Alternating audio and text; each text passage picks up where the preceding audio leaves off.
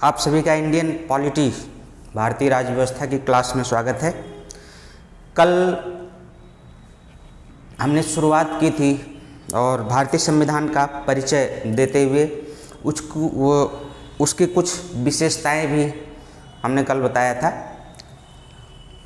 भारतीय संविधान की परिभाषा भी हमने बताया था इसके पहले वाले वीडियो में, और परिचय देते हुए हमने विशेषताओं का भी जिक्र किया था, विशेषताओं का भी उल्लेख किया था।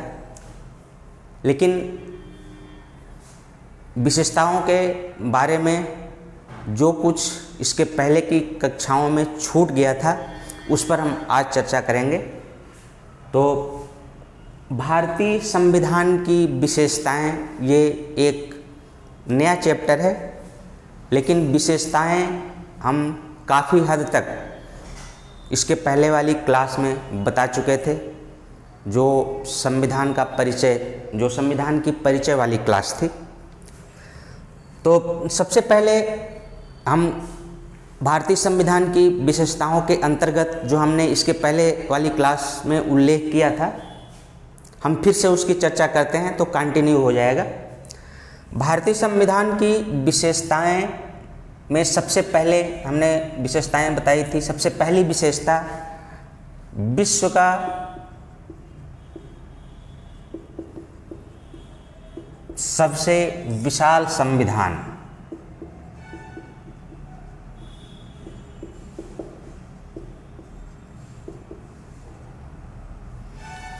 भारत का संविधान विश्व का सबसे विशाल संविधान है।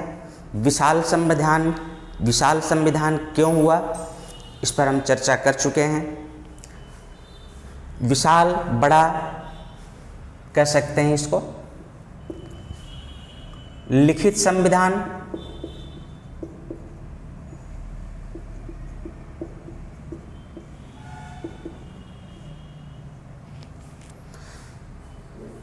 संविधान पढ़ते हुए हम कुछ देशों से अपने संविधान की तुलना जरूर करते हैं, जैसे कि अमेरिका से तुलना इसलिए की जाती है कि वो विश्व का सबसे ताकतवर देश है और विश्व का सबसे सफल लोकतंत्र, एक से सफलतम लोकतंत्र वहाँ पर कहा जा सकता है अमेरिका में विद्यमान है। विश्व का सबसे विशाल संविधान भारत का है, लिखित संविधान भी है भारत का। यदि अमेरिका के संविधान से हम तुलना करें तो अमेरिका का संविधान सबसे छोटा लिखित संविधान माना जाता है। अगली विशेषता के अंतर्गत हमने कल बताया था इसके पहले वाली क्लास में कि भारतीय संविधान में संसदीय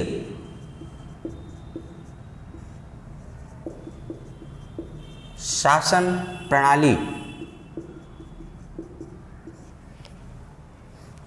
यानी संसदीय शासन प्रणाली भी भारतीय संविधान की एक महत्वपूर्ण विशेषता है। संसदीय शासन प्रणाली के अंतर्गत जनता अपने प्रतिनिधियों को चुनती है और प्रतिनिधि, जिस भी दल के प्रतिनिधि सर्वाधिक संसद में पहुंचते हैं, उसी दल का नेता प्रधानमंत्री चुना जाता है। तो इस प्रकार से भारत में ब्रिटेन की तरह संसदीय शासन प्रणाली को अपनाया गया है। यह भी एक महत्वपूर्ण विशेषता है भारतीय संविधान की। भारतीय संविधान की अगली विशेषता एकल नागरिकता। एकल नागरिकता, सिंगल सिटीजनशिप। ब्रिटेन की तरह भारत में भी भारतीय नागरिकों को केवल भारत की नागरिकता ग्रहण करनी पड़ती है। अमेरिका की तरह दोहरी नागरिकता का प्रावधान भारतीय संविधान में नहीं किया गया है।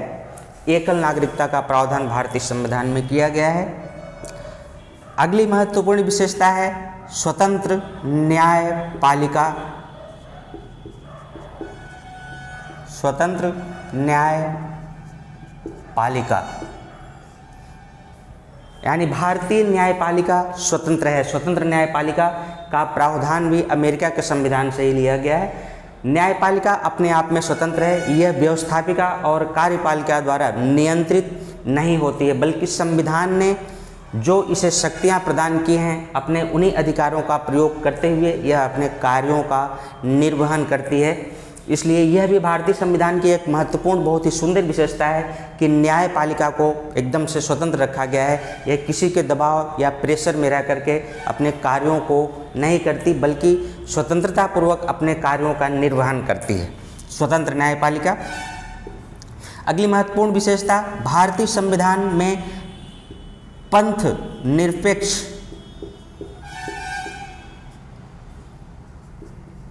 राज्य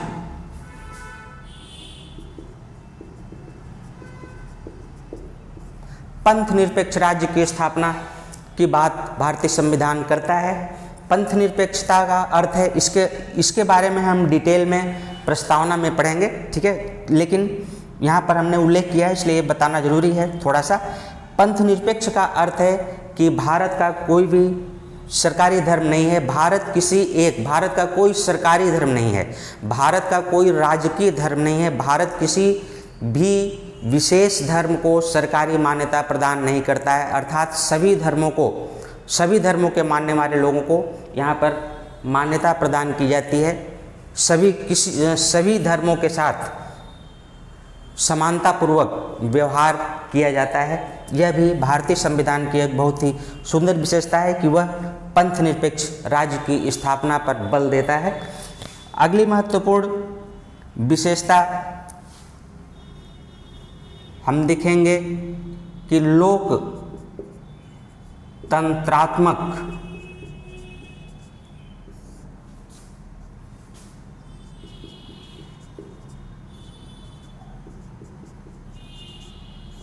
शासन प्रणाली, लोकतंत्रात्मक शासन प्रणाली को अपनाया गया है। अर्थात लोकतंत्र का अर्थ है जनता का शासन, जनता ही अपने शासक को चुनेगी।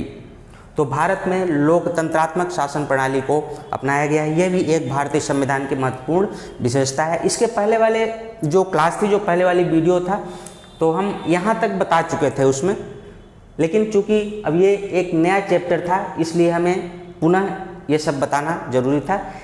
भारतीय संविधान की महत्वपूर्ण विशेषताएं हम पढ़ रहे हैं, जिसमें कि भारतीय संविधान की सबसे महत्वपूर्ण विशेषताओं में पहली विशेषता है, यह विश्व का सबसे बड़ा संविधान है।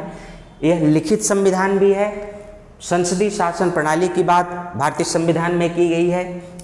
अपने नागरिकों को एकल नागरिकता का प्रावधान करता है भारतीय संविधान। स्वतंत्र न्यायपालिका की स्थापना पर बल दिया गया है। पंथ निरपेक्ष राज्य अर्थात किसी विशेष धर्म को मान्यता न देते हुए सभी धर्मों को बराबर मान्यता प्रदान की गई है। और लोकतंत्रात्मक शासन प्रणाली को अपनाया गया है, अर्थात एक ऐसी शासन प्रणाली जहां पर जनता अपनी सरकार को चुनती है, उसी को लोकतंत्रात्मक शासन प्रणाली कहते हैं। ठीक है, अभी अगली विशेषताएं और भी हैं।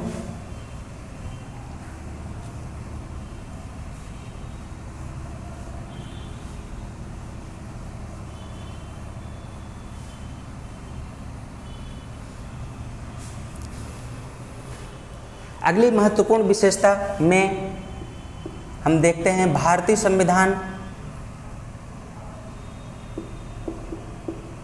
कठोर और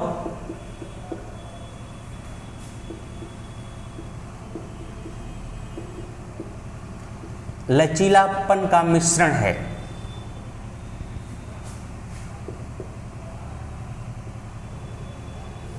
कठोर और लचीलापन का मिश्रण है भारतीय संविधान। ये थोड़ा मिस्टेक हो गया, मिश्रण। अर्थात भारत का संविधान कठोर भी है और लचीला भी है। कठोर इस अर्थ में है कि जब आवश्यकता पड़ती है, जब देश की एकता और अखंडता को बनाए रखने की आवश्यकता पड़ती है, उसे मजबूत करने की आवश्यकता पड़ती है, तो भारत का संविधान अत्यंत कठोर हो जाता है। उदाहरण के लिए जब अनुच्छेद 352 के तहत आपातकाल लगाया जाता है, तो भारत का संविधान केंद्र को ज़्यादा अधिकार प्रदान करता है और जो राज्य हैं वो सभी केंद्र के दिशा अनुसार ही कार्य करते हैं, केंद्र के निर्देशानुसार ही कार्य करते हैं। इसलिए हम कई ऐसे अवसरों पर देखेंगे, हम जब आगे पढ़ेंगे तो हम देखेंगे कि भारत का संविधान कठोर तो है ही, लेकिन लचीला भी है। साथ साथ लचीलापन का अर्थ यह है कि समय और परिस्थितियों के हिसाब से भारत के संविधान में बदलाव किए जा सकते हैं, उनमें परिवर्तन किए जा सकते हैं। इसी को देखते हुए अनुच्छेद 368 के तहत भारतीय संविधान में आवश्यकता पड़ने पर संशोधन भी किया जा सकता है। इसलिए कहा जाता है कि भारत का संविधान आवश्यकता पड़ने पर कठोर भी हो जाता है और सामान्य काल में वह अपने लचीलापन व्यवहार का भी प्रदर्शन करता है। अगली महत्वपूर्ण विशेषता के अंतर्गत हम देखते हैं कि संसदीय शासन प्रणाली के अंतर्गत, संसदीय शासन प्रणाली जो भी है ये, जैसे कि संविधान की सर्वोच्चता, अगली महत्वपूर्ण विशेषता में संविधान की सर्वोच्चता की बात की गई है।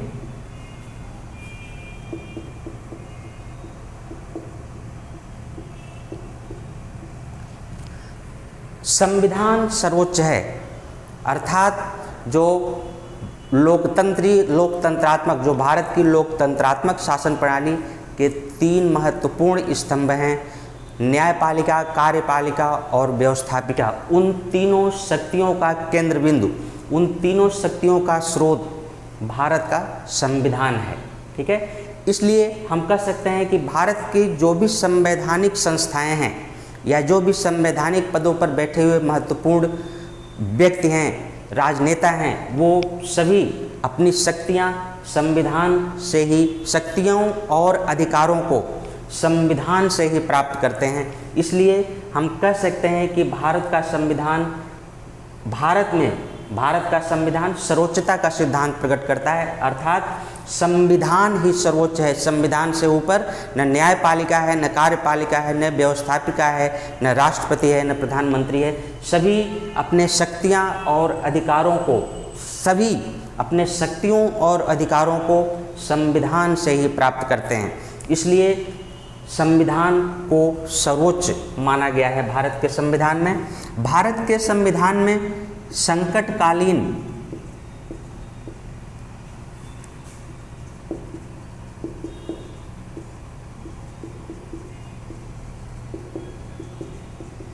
प्रावधानों का भी उल्लेख किया गया है। आप आगे डिटेल में पढ़ेंगे। अनुच्छेद 352 के तहत राष्ट्रीय आपातकाल, अनुच्छेद 356 के तहत राज्यों में आपातकाल, अनुच्छेद 360 के तहत वित्तीय आपातकाल का प्रावधान भारतीय संविधान में किया गया है। इसलिए इन प्रावधानों को संकटकालीन प्रावधानों के नाम से हम जानते हैं।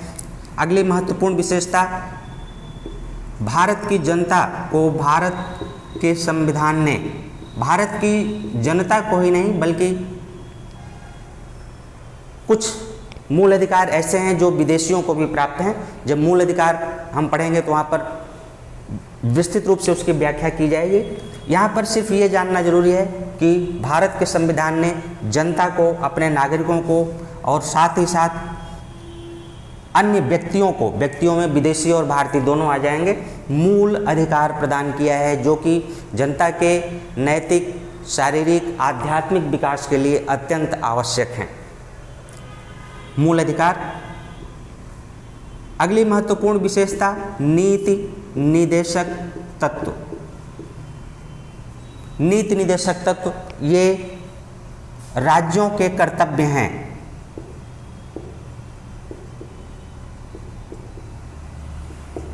राज्यों के कर्तव्य, नीति निदेशक तत्व।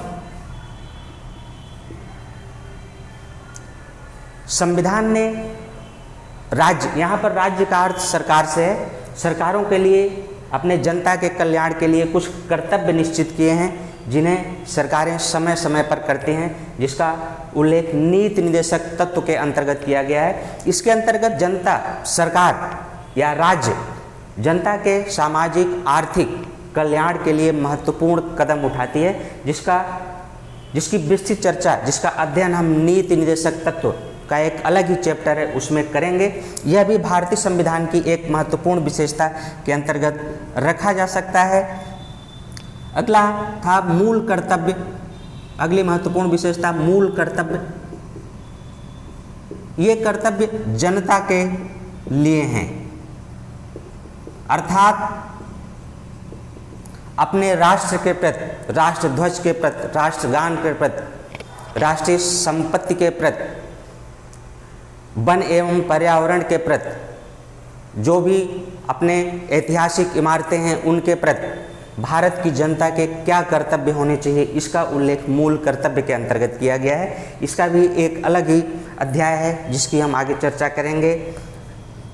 अंतिम महत्वपूर्ण विशेषता पंचायती राज व्यवस्था। पंचायती राज व्यवस्था अर्थात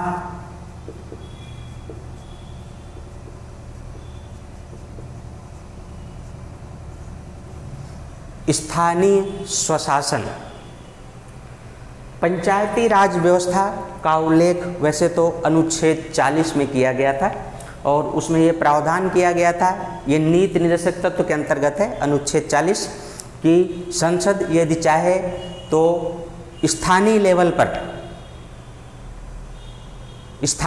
पर पंचायती राज व्यवस्था का गठन कर सकती है। इसी को देखते हुए भारतीय संविधान ने बहुत बाद में 73वां और 74वां संविधान संशोधन लगभग 1992 ईस्वी में इसे पारित किया और पंचायतों को संवैधानिक दर्जा प्रदान किया गया। अर्थात स्थानीय लेवल पर, गांव में, शहरों में लोग स्थानीय लेवल पर अपनी सरकारों को चुनेंगे और वो सरकारें उनके लिए स्थानीय लेवल पे जो समस्याएं हैं उनकी समस्याओं को सुनते हुए, देखते हुए उनके हितों के लिए कार्य करेंगी। इसका प्रावधान पंचायती राज व्यवस्था में किया गया। यह प्रावधान बहुत बाद में जोड़ा गया, सबसे बाद में जोड़ा गया। हालांकि मूल कर्तव्य भी 1976 में शामिल किया गया था 42वें संविधान संशोधन के द्वारा, और पंचायती राज व्यवस्था को भारतीय संविधान में 73वें और 74वें संविधान संशोधन के द्वारा शामिल किया गया। तो भारतीय संविधान की विशेषताएं यह चैप्टर था और ये सभी भारतीय संविधान की महत्वपूर्ण विशेषताएं थी जिन पर हमने आज चर्चा किया। इसमें प्रश्न अधिकतर पूछे जाते हैं, ठीक, किंतु इसका अर्थ पता होना बहुत ही ज़रूरी है। विशेषकर सिविल सर्विस IAS PCS के विद्यार्थियों से संबंधित इससे प्रश्न जरूर पूछे जाते हैं। प्री एग्जाम में भी और मुख्य परीक्षाओं में भी इस पर लिखने के लिए टिप्पणी या छोटे प्रश्न लिखने के लिए आते हैं। किसी भी एक पॉइंट पर लिखने के लिए आ सकता है। प्री में तो प्रश्न आते ही आते हैं, लेकिन मुख्य परीक्षा में भी इस चैप्टर से कई बार प्रश्न पूछे गए हैं। इसलिए इन सभी बिंदुओं को जानना प्री के हिसाब से, प्राथमिक परीक्षा के हिसाब से ज़रूरी है, और जानते हुए समझना और उसकी व्याख्या करना मुख्य परीक्षा के हिसाब से अत्यंत आवश्यक है। तो हमें उम्मीद है कि आपको आज की क्लास समझ में आएगी। पहले के कुछ वीडियो कुछ टेक्निकल प्रॉब्लम, समस्याओं के कारण उसमें कुछ कमियां रह गई हैं, तो उसमें सुधार किया गया है। और चूँकि हमारी भी क्लास, वैसे तो हम ऑफलाइन, ऑनलाइन, ऑफलाइन बहुत पढ़ाए हैं, लेकिन ऑनलाइन चूँकि हम पहली बार आए हैं, इसलिए हो सकता है कुछ हमारे तरफ से भी कमियां रह गई हों, तो उसे सुधारने का हम प्रयास करेंगे। हमारा मुख्य उद्देश्य ये है कि हमारी बात जो हम पढ़ाएं, जो हम बताएं, वो सरल से सरल भाषा में आप तक पहुँचे, आपको समझ में आए। तो आप इसे देखिए, समझिए, अपने कमेंट ज़रूर भेजिए हमें। आप सबका बहुत बहुत धन्यवाद।